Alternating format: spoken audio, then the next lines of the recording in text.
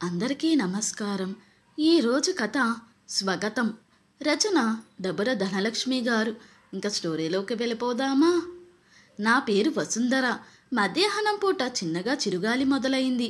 కాసేపటికే అది పెద్దగాలిగా మారింది. వాతావరణం అంతా చల్లగా అయిపోయింది. చినుకులు మొదలైపోయాయి. అమ్మో, మేడ మీద ఎండుమిరపకాయలు ధనియాలు ఎండబెట్టినాను. ఉతికిన బట్టలు ఆరేసిన. ఈ చినుకులకి తడిసిపోయాయేమో అనుకుంటూ హడావిడిగా మేడ మీదకెళ్ళి అన్నీ తీసుకుని మెల్లగా మెట్లు దిగి హాల్లోకి వచ్చాను. అప్పటికే వర్షం హోరు పెరిగింది. హాల్లో కిటికీ పక్కన టేబుల్పై మెడికల్ ఫైల్ రెపరెపలాడింది. కిటికీ మూసివేసి బోల్టు పెట్టి మెడికల్ ఫైల్ అందుకున్నా. సోఫాలో కూర్చుని ఫైల్ ఓపెన్ చేసి మొదటి పేజీలో నా తమ్ముడు సాయి జయంత్ పేరును ఆత్మీయంగా తాకుతుంటే నాకు తెలియకుండానే నా కళ్ళు కన్నీటితో మసగబారాయి.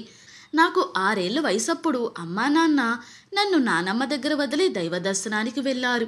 అసలే వర్షాకాలం. ఇంటి దేవుడికి మొక్కు చెల్లించుకోవాలని వెళ్ళిన అమ్మా నాన్న ఇక తిరిగి రాలేదు. వరద ఉధృతికి బస్సు ప్రమాదంకు గురైంది. అదుపు తప్పి లోయలో పడింది. చాలామంది తీవ్ర గాయాలతో బయటపడ్డారు. కానీ నా దురదృష్టమో విధిరాతను నా తల్లిదండ్రులు తీరని లోకాలకు వెళ్ళిపోయారు. అందరి రోదనల మధ్య అంత్యక్రియలు పూర్తయ్యాయి. అందరూ బంధువులు తల్లిదండ్రులు లేని నా పరిస్థితి ఎలాగా అని తల్లడిల్లిపోయారు. దాదాపు అందరూ నన్ను చూసుకోవడానికి ముందుకొచ్చారు. కానీ నేను నానమ్మ దగ్గరే ఉంటానని ఉండిపోయా. నాదేమో ఏమీ తెలియని పసితనం. అమ్మా నాన్న కావాలి అంటూ మారం చేసేదాన్ని. రాత్రిళ్ళు ఒంటరిగా కూర్చుని అమ్మ కోసం వెక్కి వెక్కి ఏడ్చేదాన్ని. నాన్నమ్మ కూడా బాధతో తన కొంగుతో తన కన్నీరు కనపడకుండా కళ్ళు ఒత్తుకునేది, లాలించేది, మంచి మాటలతో బుజ్జగించేది. అమ్మా నాన్నలు దేవుడి దగ్గరకు వెళ్ళారని మనం కూడా ఏదో ఒక రోజు అక్కడికి వెళతామని నచ్చచెప్పే ప్రయత్నం చేసేది. నేనేమో మొండిగా ఎప్పుడో ఎందుకు, ఇప్పుడే వెళ్తాం పదా, నాకు అమ్మా నాన్న కావాలి అంటూ ఏడిస్తే నానమ్మ అలా ఎప్పుడు పడితే అప్పుడు అలా వెళ్ళకూడదు తల్లి. ఆ దేవుడు మనల్ని ఏదో ఒక పనిపై పంపి ఉంటాడు. ఆ పని పూర్తయ్యాకే వెళ్ళాలి. నువ్వు నా అంత పెద్దదానివైతే గాని నిన్ను ఆ దేవుడు రానివ్వడు అంట. అక్కడ అమ్మా నాన్న బాగుండాలంటే ఇదిగో ఇక్కడ నువ్వు కంటతడి పెట్టకూడదు. నీ ప్రతి కన్నీటి చుక్క వాళ్ళకో మహాసముద్రం. ఆత్మశాంతిగా ఉండలేరు. నువ్వు సంతోషంగా ఉంటేనే వాళ్ళకు సంతోషం అంటూ నచ్చచెప్పేది. ఆ మాటల ప్రభావమేమో నా బాధను పైకి కనిపించనిచ్చేదాన్ని కాదు. 2 సంవత్సరాలకు నానమ్మ అమ్మా నాన్న పోయారనే దిగులుతో అనారోగ్యం పాలయ్యింది. కన్ను మూస్తూ నా బాధ్యతను దూరపు బంధువులైన పిన్ని బాబాయిలకు అప్పచెప్పింది. అలా పిన్ని బాబాయ్ నన్ను కనని తల్లిదండ్రులయ్యారు. నాకు 8 ఏళ్ళు. పిన్ని కొడుకు జయంత్, వాడికి 6 ఏళ్ళు. పిన్నికి ఆడపిల్లంటే చాలా ఇష్టం. అందుకే నన్ను అపురూపంగా చూసుకునేది. అన్ని పనులు పిన్నే చేసేది. నన్ను గారాబంగా చూసేది. పిన్నికి టైలరింగ్ తెలుసు. నాకు ఎన్నో రకరకాలుగా గౌన్లు డిజైన్లుగా కుట్టేది. ఇక నాకేమో పెద్దగా చదువు వంట పట్టలేదు. ఎప్పుడూ తమ్ముడిని ఆడించడం, ఇష్టంగా అన్నం తినిపించడం చేసేదాన్ని. ఖాళీ సమయాల్లో వీధిలో పిల్లలతో కలిసి ఆటలాడుకోవడంతో సరిపోయేది. చిన్నప్పటి నుండి జయంత్ చాలా మొండితనంతో ప్రవర్తించేవాడు. ఇంట్లో అందరం మొండిగటం అనేవాళ్ళం. అదేంటో నాకు చదివంటే మాత్రం నచ్చేది కాదు. నిజానికి హోంవర్క్ రాయలేదని టీచర్స్ కొట్టేవారు. ఆ దెబ్బలకు భయపడేదాన్ని. పిన్ని బాబాయ్ ఎంతో నచ్చచెప్పినా బడికి వెళ్ళేదాన్ని కాదు. ఆఖరికి భయపెట్టినా బెదిరించినా కూడా నేను బడికి వెళ్ళలేదు. అలా నా చదువు అటకెక్కింది. ఇంకా లాభం లేదని అలసిపోయిన పిన్ని బాబాయ్ నా చదువు గురించి ఆలోచించడం మానేశారు. జయంత్ మాత్రం బుద్ధిగా చదువుకునేవాడు. వాడికి నేనంటే ప్రాణం. ఇంట్లో నేను ఎక్కడ ఉంటే జయంత్ కూడా అక్కడే నా చుట్టే తిరిగేవాడు. అల్లరి చేసిన ఆటలాడిన ఇద్దరం ఒకటే. ఆ కుటుంబం నాది అనే భావన తప్ప నేను ఆ ఇంట్లో పుట్టలేదు అనే ఆలోచనే నాకు రానివ్వలేదు మా పిన్ని. పిన్ని నాకు చక్కగా వంటలు నేర్పింది. నేను నేర్చుకోను అంటే, చూడు వసు, ఆడపిల్లవు, ఇంటి పని వంట పని చక్కగా నేర్చుకోవాలి. చదువు ఎలాగో చదవనన్నావు, కనీసం ఇవైనా నేర్చుకుంటే ఓ చక్కని ఇల్లాలవుతావు బంగారు తల్లి అంటూ మురిపెంగానే సర్ది చెప్పింది. జయంత్ చదువు కోసం దూరంగా వెళ్ళాడు. రోజు వాడిని చాలా మిస్ అయ్యేదాన్ని. పాపం జయంత్ కూడా అంతే. కానీ అన్ని విషయాలు ఫోన్లో చెప్పేవాడు. సెలవులప్పుడు ఇంటికొస్తే మరలా ఇద్దరం మామూలే. ఒకటే తెగని కబుర్లు మావి. నాకు మంచి పెళ్లి సంబంధం కుదిరింది. పెళ్లి షాపింగ్ అంతా జయంత్ ఇంకా నేనే చేశాం. నా బంగారం అంతా పిన్ని బాబాయ్ సెలక్షన్ చేశారు. లేటెస్ట్ శారీ కలెక్షన్ అంతా నేను జయంత్నే చేశాం. పిన్ని బాబాయ్ నా పెళ్లిని ఘనంగా జరిపించారు. మా ఆయన నా మెడలో తాళి కట్టే సమయానికి పిన్ని బాబాయ్ మాత్రమే కనిపించారు.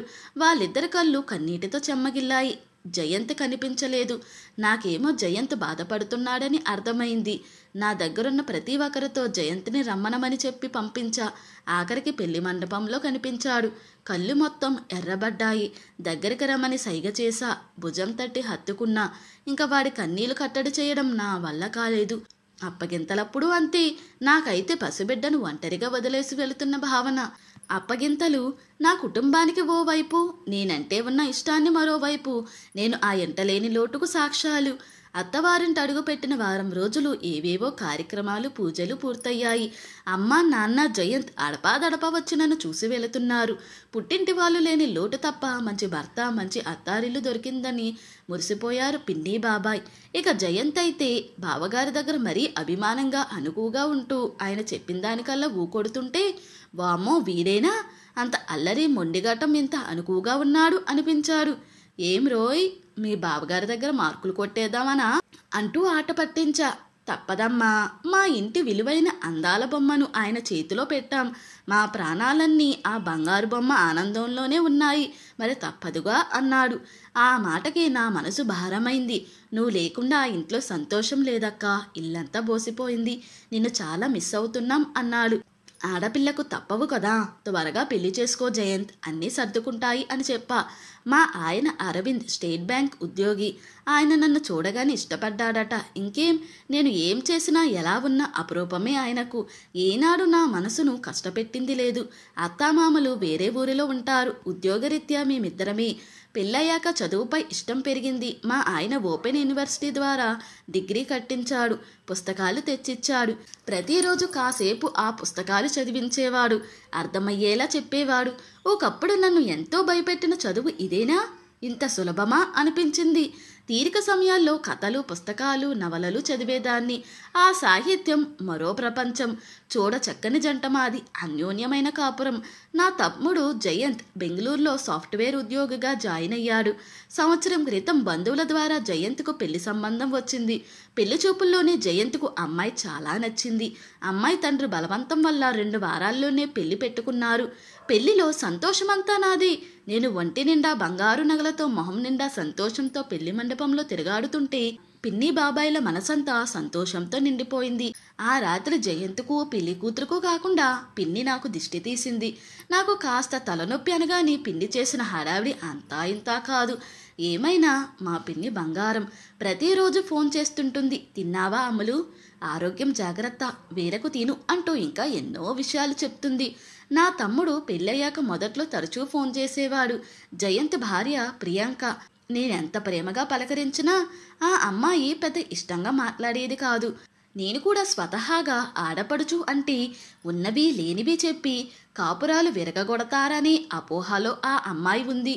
అందుకే సరిగా మాట్లాడడం లేదని సరిపెట్టుకున్నా.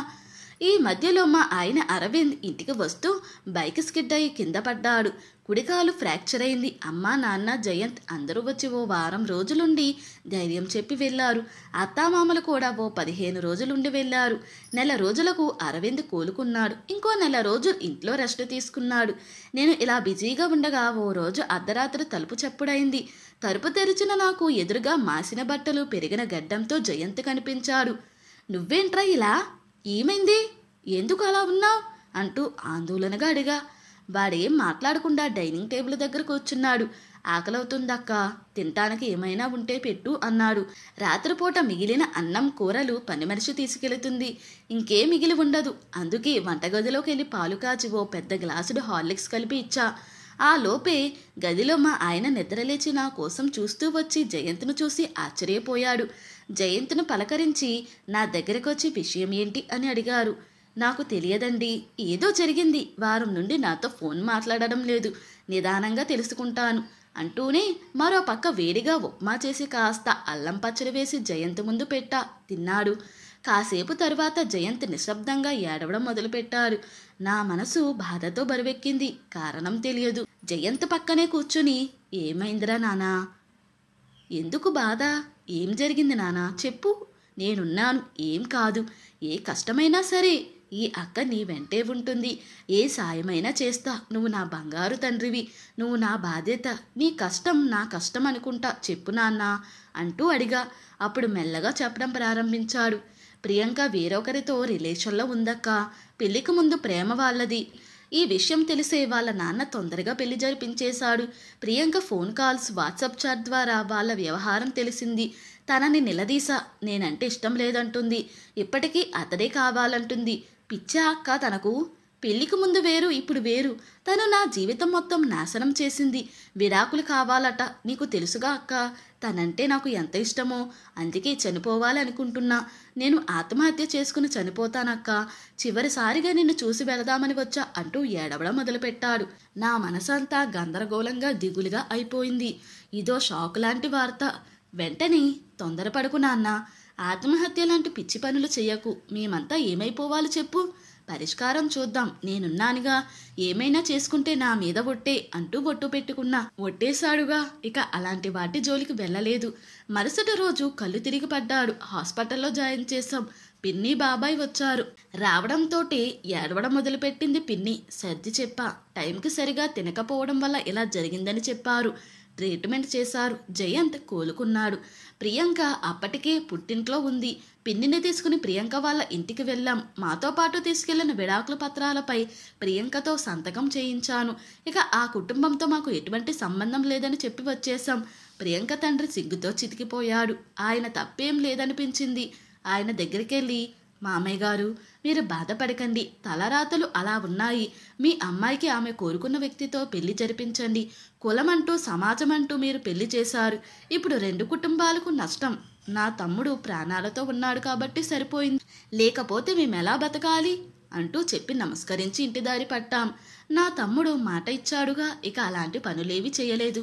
ప్రియాంకతో విడాకులైపోయాయి. అంతా మన మంచికే అనుకున్నాం.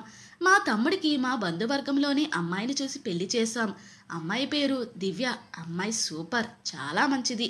మా జయంత్ అంటే చాలా ఇష్టం. ఈ అమ్మాయి ప్రేమలో గత గాయం నుండి కోలుకున్నాడు. పెళ్ళై 2 నెలలైంది. పోయిన వారం బెంగళూరులో కొత్త కాపురం పెట్టాడు. మునిపటి కంటే హుషారుగా, సంతోషంగా ఉండేవాడిని చూస్తుంటే కడుపు నిండిపోతుంది. సరైన సమయానికి మేము సరైన నిర్ణయం తీసుకోకపోయి ఉంటే మా తమ్ముడు మాకు దక్కేవాడు కాదేమో.